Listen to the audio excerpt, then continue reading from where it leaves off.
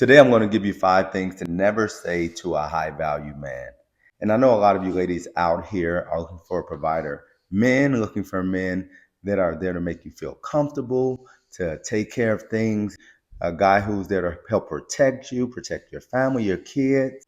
The last thing a healthy masculine energy man wants to hear is, And for those lovely ladies that are new here, what's up? I'm Natasha. And I'm Brian. I was a former single mom with 4 kids, went through a whole bunch of trauma and loss. If you're interested in learning more about dating and relationships and feeling good in your body again, I'm talking your hormones, your nervous system, all that. Click the subscribe button so you don't miss any of our videos and content. first thing to never say to a provider energy man, anything about your ex. I don't want any comparisons, how good this part of your relationship was with him, or just even bringing him up, period. Don't even bring him up in a negative way. Men don't want to hear about any other man. We don't want to hear about how good the guy at the grocery store packed your bags, how somebody held the door for you 3 years ago, or even back in high school when you had a best friend that was a guy. We don't care about it. We don't want to hear about it. Don't bring it up. And because we're territorial, we understand that it's always an opportunity for another guy. Even if you're married, if you're in a relationship, we don't want to leave any door open. We don't want to know about him because we feel like we may be getting compared to. Even just bringing it up casually is something you don't want to do around a healthy masculine energy man. So keep any other man's name, situation out of your mouth when speaking with a healthy masculine energy man. There is one man we don't mind you talking about in a positive light, and that would be your father, or even adding a second one, any siblings. But no close friend of a family, someone you've been knowing for 30 years, or like I said earlier, no exes. We don't want to hear about it. That may be the final straw, the first straw and the final straw if you bring him up. Number 2, the last thing a healthy masculine energy man wants to hear is, we need to talk. When we hear we need to talk, nothing positive comes to mind. We're not thinking, oh, this will be great. She's going to tell me that she did something special, something great happened at work. She wants something great to happen tonight. None of that's going to happen. Automatically, we think about the worst situation. We need to talk. Lets us know that this isn't good. And then we start scrambling in our head. What did we do? Did I leave the coffee pot on? What happened? It could be the smallest or the biggest thing. We're thinking about this all the way up until the time that we see each other. So if we're at work, if we're just out and about and you're sending us a message saying we need to talk, we can't focus. And we're thinking in our head, why didn't we deal with this at a different time? How did it get to this point where now we need to talk? We should have dealt with this before we needed to talk, because we know that it's a series of things that may have happened. And now you're to the point where I'm tired of thinking about it. I'm tired of the situation. And you're at a point of no return. And now we need to talk.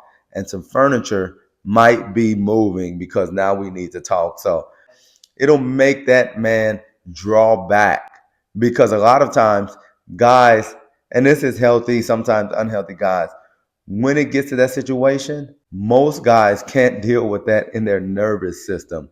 It's like a lot of guys just kind of pause or freeze up when something shocks the nervous system, like we need to talk, from their significant other or even for someone they're getting to know. So be sure to leave those, how many words are those? Those 4 words out of your mouth. We need to talk. Let's leave that out of your vocabulary. This third one is a big one. It's not necessarily a phrase, but it's bringing up old situations that have already been resolved. This is something that could have not been the best situation, but because it was resolved, both parties stepped away and decided, okay, we're moving past this. We won't talk about this. We won't worry about this anymore. This is in the past. And most likely those things are brought up in times where someone is looking to get the upper hand. So when you bring up an old situation, that right there will cause us to think, has she gotten past this? Is she holding on this for ammunition for when things get tight or when things don't go her way? Is she just using this for leverage? And the trust starts to leave, because I thought we talked about this already. I thought we had a conversation and said, this is in the past. We won't bring it up anymore. But when you bring it up in times where you're looking to get leverage, or times when you're looking to make him feel a certain way, or even sometimes you're bringing it up because now you need him to do something for you that you know he may not have been willing to do without you bringing it up. It causes trust to be lost in the relationship, because most healthy masculine energy men are really about principles, about standing on, this is what we agreed to, we have to stick to it, and we're not back and forth. We're not flaky with it. We're not like, okay, now I need something. So now I need something, and I'm going to pull out my ace of spades. I'm going to pull out that thing that I know I can get it when I bring this up. So once that trust starts to be lost, then he'll start to draw back from you. He'll stop telling you as much. He'll start moving differently because he's thinking, I can't put myself in a situation where where I lose leverage, or I can't put myself in a situation where I'm at a disadvantage. And what it does too, it causes him to draw back, even potentially from the relationship. So if you're getting to know someone and you're holding on to things that may not be beneficial to the relationship, he'll just make a decision. I'm going to step all the way back. I'm not going to invest in this. Or if I'm married in a long-term relationship, have a fiance, the trust may start to be lost. So be sure not to hold on to things and bring them up at a time where you need something and now he can't say anything but yes, or you'll bring it up and you'll throw it in his face and make him feel some type of way. The fourth point, this is subtle, but it happens so much. You're bringing up what he doesn't do. It'll sound something like, why don't you ever dot, dot, dot. I'm sure some of you ladies have had this situation happen where you've said that to a man, why don't you ever dot, dot, dot. And his first response is, what do you mean ever? Now the whole conversation has turned. It's not even about what was needed or what point you were trying to get across. Once you say that word ever or never, everything stops. So let's address this word first before we move on, because no matter what you're saying, now you're saying it's never happened. So now it could be a situation where he's going to let you know when he did, and the conversation won't go anywhere. It won't be back and forth with a healthy masculine energy man, but it will be a point where he'll say, well, I have done that before. And now the conversation has ended because of that. So make sure you're not coming at him with the energy of, why didn't you ever do this? Why don't you never do that? Or whatever the case is, because he sounds like he's at work. He sounds like he's talking to a parent. Sounds like he's talking to someone of authority when you're coming at him like that. And most likely, because he's in his healthy masculine energy, he's not just going to sit back. And that feels like a challenge. So now the femininity that you've been walking in, all of that goes out the door, because now I have this masculine energy coming at me. So I have to combat it with more masculine energy. And now the whole conversation is done. Now it's like two men going back and forth, when in your mind, you're thinking, I was just asking a question. But it's not what you say, it's how you say it. So making sure you don't come at the man with the energy of, why don't you do this, or this needs to be done. No, you have to stay in your feminine energy. You have to be suggestive in how you're saying this. Yeah, this right here, maybe the garage hasn't been cleaned out. You think you can get to it when you get some time? I know you're busy. I know you've been working. I know you have so much going on.